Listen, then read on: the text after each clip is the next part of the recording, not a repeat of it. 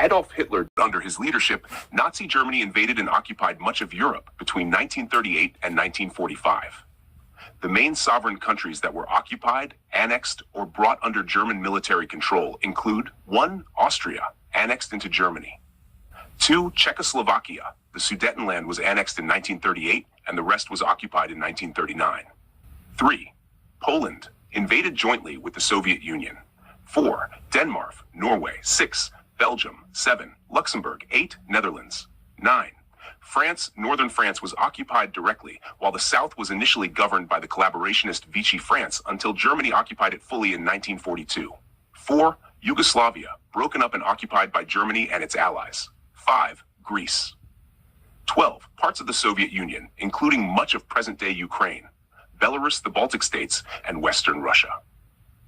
In addition, Germany occupied or annexed parts of several other countries, including Lithuania, Latvia, Estonia, parts of Italy following Italy's surrender to the Allies. The Channel Islands, the only British territories occupied by Germany during the war. Some countries were allied with Nazi Germany rather than occupied, including Hungary until Germany occupied it in 1944, Romania, Bulgaria, Finland, and initially Italy. At the height of its power in 1942, Nazi Germany controlled or dominated most of continental Europe, from the Atlantic coast to deep inside the Soviet Union. This is one of the biggest what-if questions in modern history, and historians have debated it for decades. There isn't a definitive answer, but there are good reasons to think that Germany might have held on to much of continental Europe for a significant period if several major decisions had been different. Some key points. By the end of 1940, Germany had defeated or occupied Poland, Denmark, Norway, the Netherlands, Belgium, Luxembourg, and France. Much of Europe was already under German control. Britain refused to surrender after the fall of France. Hitler hoped Britain would negotiate peace, but when it didn't, he launched the air campaign known as the Battle of Britain.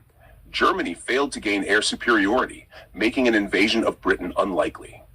In June 1941, Hitler launched Operation Barbarossa, opening a massive Eastern Front. This became the largest land war in history and consumed enormous German resources. In December 1941, after Japan attacked Pearl Harbor, Germany declared war on the United States. Hitler was not required by treaty to do so, and this brought the world's largest industrial economy fully into the European war. Had Hitler not invaded the Soviet Union, not declared war on the United States, and somehow reached a negotiated peace with Britain, Germany would have faced far fewer military pressures. Under those conditions, it is plausible that Nazi Germany could have retained control over much of continental Europe for a longer time. However, there are important reasons why historians hesitate to conclude that Germany would have gotten away with it. Nazi occupation faced strong resistance movements in countries such as France, Yugoslavia, Greece, and Poland. Germany's economy depended heavily on conquest and the exploitation of occupied territories, making a stable long-term end difficult to sustain. Hitler's ideology itself pushed toward continued expansion, especially eastward for what he called Lebensraum, living space. Stopping after conquering Western Europe would have required abandoning one of his central goals. So, the short answer is, it is possible that Germany could have held much of Europe for some time if Hitler had avoided opening additional fronts. But no one can say with certainty that such an empire would have remained stable or lasted indefinitely. Historians view this as a plausible counterfactual, not an established historical fact. That Britain and France did not intervene militarily when Hitler remilitarized the Rhineland, 1936, annexed Austria, 1938, took the Sudetenland through the Munich Agreement, 1938, occupied the rest of Czechoslovakia, 1939. Those actions convinced Hitler that Britain and France might continue to back down. Britain and Poland did not have a non-aggression treaty. Instead, after Germany occupied the rest of Czechoslovakia in March 1939, Britain and France gave security guarantees to Poland. They pledged that if Germany attacked Poland, they would come to Poland's aid. When Germany invaded Poland on September 9, 1939, Britain and France honored that commitment by declaring war 2 days later.